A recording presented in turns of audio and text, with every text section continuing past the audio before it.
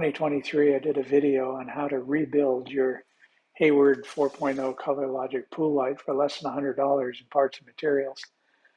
This idea was spawned when my original $1,000 plus light failed, and I found that there's no technical information or replacement parts available for the Hayward light. And not wanting to plunk down another $1,000 for a light that had failed at about 20,000 hours, I developed a fairly simple idea for rebuilding the Hayward light using an off-the-shelf light strip from Amazon, and I walked through a rebuild process step by step. So if you haven't seen that video, I urge you to watch it first before going any further with this one, as it covers details that I've intentionally skipped over here in the interest of time. The light strip rebuild has served me absolutely trouble-free for a year and a half. So you might wonder why I developed this technically more sophisticated and complex design. Now, there are really two reasons. First, I wanted to get more intensity, more optical power than can be achieved with a light strip.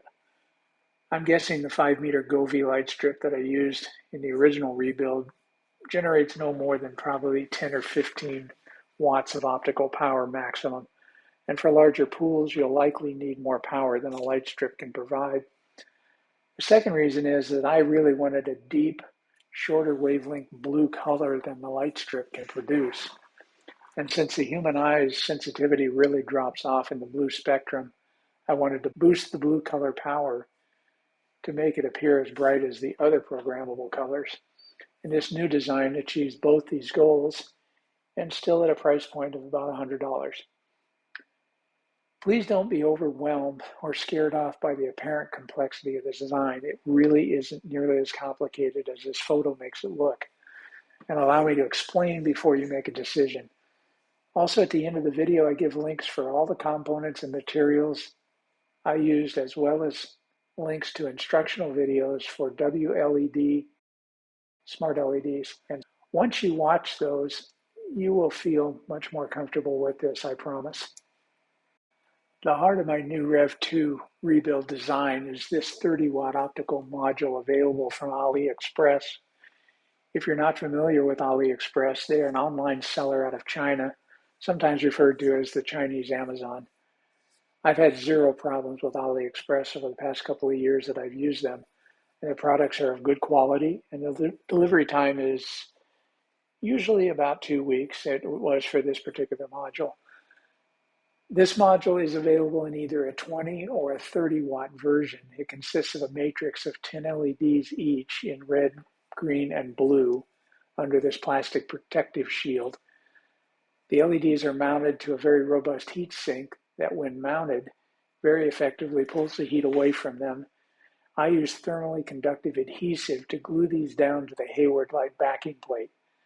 Don't be tempted to mount to the module with screws through the holes provided. You don't want to drill holes in the backing plate and risk a water leak. The backside of the Hayward backing plate comes into direct contact with pool water, so it's an excellent heat sink provided you get a good thermally conductive bond. Don't be concerned about the rest of the circuitry on the board. It simply allows you to control color, intensity, themes, etc. through the WLED app on your smartphone or via any browser on your computer by putting in the IP address for the controller. I'll have more information on that a bit later. So you got pre-wired input-output ports here with connectors. The red is 12 volts, black is ground, and the green is the data line that basically tells the LEDs what to do.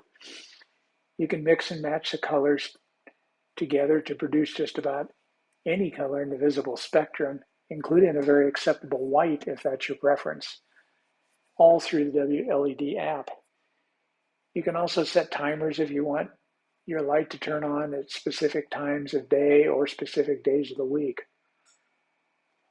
One of these is the input, one is the output. Since I'm using two of them, they're daisy-chained together with the output of one tied to the input of the next.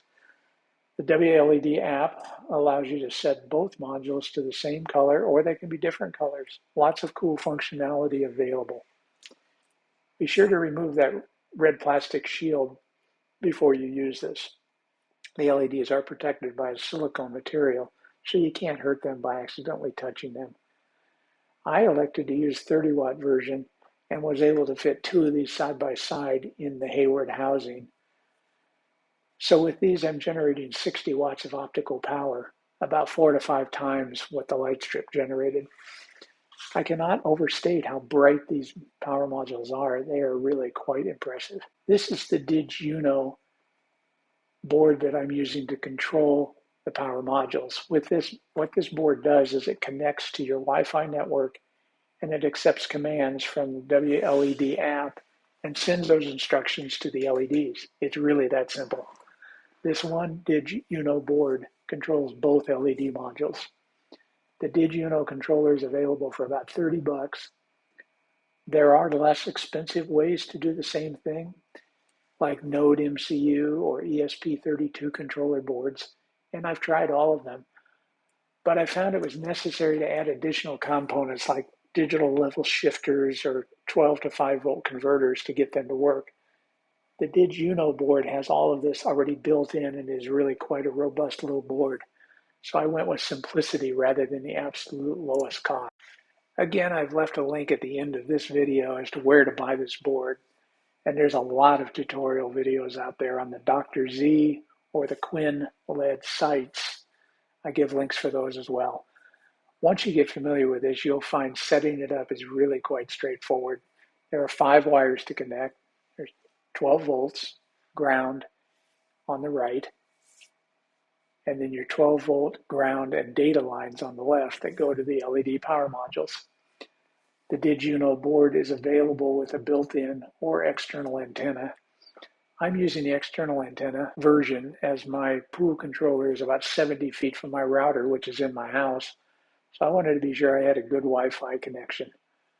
Finally, I elected to do away with the connectors on the power modules and just soldered my 3 wires directly to the boards to save some space and clutter within the pool light itself.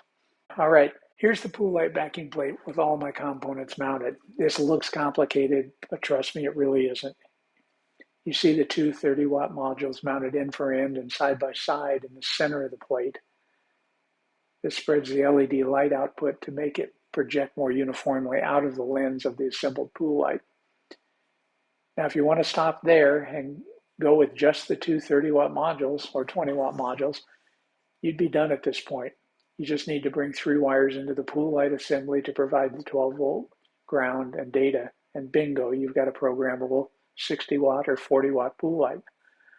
I elected to add 4 additional 10-watt dedicated deep royal blue modules to my design.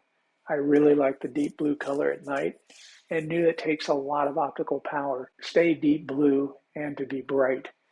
These little modules are available on Amazon for about $5 each. I mounted them surrounding the 2 power modules, and these 10-watt modules require a current limiting resistor, so you can see 4 of those as well. Like the power modules, the blue modules and the ceramic resistors are mounted to the backing plate with thermally conductive adhesive. The interconnecting wires make this look really busy, but trust me, it's really a simple circuit that I will describe along with what controller I'm using for these on an upcoming slide. I should also mention that these 10-watt modules are available in many different colors, so if blue is not your thing, you want to enhance another color like green or red or whatever, they are available. So by adding these 4 additional modules, my light is now capable of 100 watts of optical output, which is very, very bright. I should also mention that I can run with just the 4 blue modules or just the 2 30-watt power modules or all of them. I can set the power modules to blue or have fun and set them to red in conjunction with the blue modules to create a beautiful purple. Lots of flexibility. I'm controlling these 4 10-watt modules with this little Smart Life Wi-Fi controller. It controls all 4. And again, it's available on Amazon. Like the DigUno, this is the interface between your smartphone and the LEDs. Using the Smart Life app, you can control intensity as well as the on-off timers. Obviously, you cannot control color as these are blue-only modules. Here's the wiring diagram from the Smart Life controller to the 4 10-watt modules. As you can see, they're simply wired in parallel, each having a 5-watt, 2-ohm current limiting resistor. It may be obvious, but I'll mention just the same that both the DigUno controller and the Smart Life controller mount in the pool light control box, not in the pool light backing plate. This is not only because there's very limited space within the light, but also because Wi-Fi signals cannot travel through water. Here's the control box. This is where I mounted the 12-volt power supply as well as the controllers. In my original video, I went into a lot of detail on how to build this control box, so I won't repeat that here. I ran a fairly robust wire cable between my light and this control box. In my case, I needed 18 gauge 6-conductor cable. I wouldn't go any smaller than that, and maybe go even larger depending on how long your wires need to be. On mine, it's about 5 meters, so 18 gauge worked fine. I need 5 wires, so a 6-wire cable gave me a spare. If you elect to only use the 2 power modules and not the 4 dedicated color modules, you'll only need 3 wires. All in-ground pools have a box like this located in the vicinity of the pool pump. This is an earth grounding point, and in mine also routes power through this junction box to the pool equipment. This gave me a convenient access point for power for my 12-volt power supply. As I live in a very hot climate, I've also added some internal fans and a silver heat shield over the control box to reflect sunlight away and keep things inside from overheating. That actually may not have even been necessary, as the power supply and the controllers are only in use at night, but I just thought I'd add it just to be safe. Finally, here's what the WLED controls look like if you access through your web browser. The links I provide at the end of this video will walk you through how to set up your DigUno board and connect it to your Wi-Fi network. After you've done so, I recommend you go into the admin page for your particular router. This is usually accessed by putting 192.168.0.1 in your website search window. This will open your router's admin window. You'll need the admin password to get in and make changes, and if you don't know your router's default password, Google it for your particular router brand and model. It most likely will be something like password or admin, or maybe even just blank, nothing. But you can Google it and find out. Once you're in, you can determine what the IP address is for your DigUno. I suggest that you change it to be a static IP. It'll probably default to dynamic. Set it to static so it never changes. Make a note of what that IP address is and open a new browser window. Type that IP address in the browser search window and hit enter.